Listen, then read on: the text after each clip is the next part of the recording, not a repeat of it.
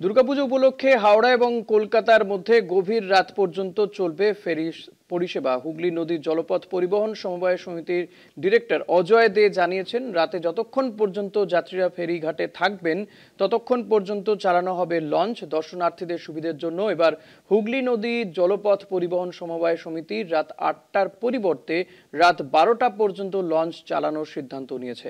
যদি দর্শনার্থীদের ভিড় থাকে তাহলে ১২টার পরেও লঞ্চ চালানো হবে।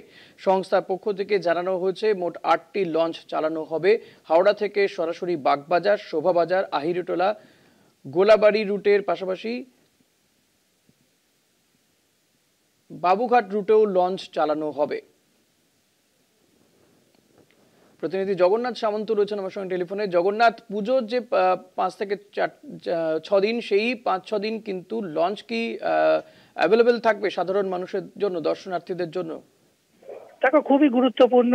দুর্গাপুজো উপলক্ষে হাওড়া এবং কলকাতার মধ্যে গভীর রাত্রি পর্যন্ত ফেরি চলাচল পরিষেবা চালু করা হলো। হুগলি নদী জলপথ পরিবহন সমবায় সমিতির ডিরেক্টর অজয় দে জানিয়েছেন যে রাতে যতক্ষণ পর্যন্ত যাত্রীরা ফেরি ঘাটে থাকবে ততক্ষণ পর্যন্ত লঞ্চ চলাচল করবে। দেখা যায় প্রতি বছরে লক্ষ লক্ষ দর্শনার্থী গ্রাম থেকে রাতে কলকাতা ঠাকুর দেখতে আসে। শুধুমাত্র হাওড়া নয়, হুগলি, পূর্ব মেদিনীপুর, পূর্ব বর্ধমান, পশ্চিম এবং বিভিন্ন জায়গায়, ঝাড়গ্রাম, নদিয়া সহ বিভিন্ন জেলায় হাজার হাজার দর্শনার্থীরা হাওড়া স্টেশনে আসে, সেখান থেকে কলকাতায় যায়, কলকাতা থেকে ঠাকুর দেখে ফেরার পথে কোনো রকম পরিবহন ব্যবস্থা পায় না। তাই জন্য সিদ্ধান্ত নেওয়া হয়েছে যে সরাসরি বাগবাজার, শোভাবাজার, আইরিটলা, গোলাবাড়ি রুটের পাশাপাশি বাবুঘাট রুটেও লঞ্চ চলাচল করবে।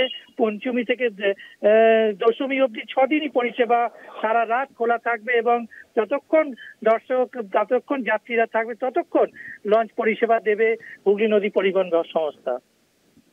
ধন্যবাদ জগন্নাথ। কথা বলছিলাম আমাদের প্রতিনিধি জগন্নাথ সামন্তর সঙ্গে।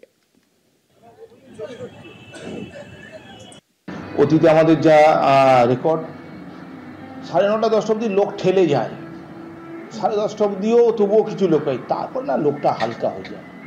আমরা আপাতত রাত্রি 11টা 12টা অবধি ঠিক করে রেখেছি, মোটামুটি 11টা অবধি তো চলবেই। তারপর লোক হলে তো নিশ্চয়ই চালাবো। লোক হলে আমরা চালাতে তো একদম রেডি আছি, আমাদের স্টাফের একদম রেডি আছে।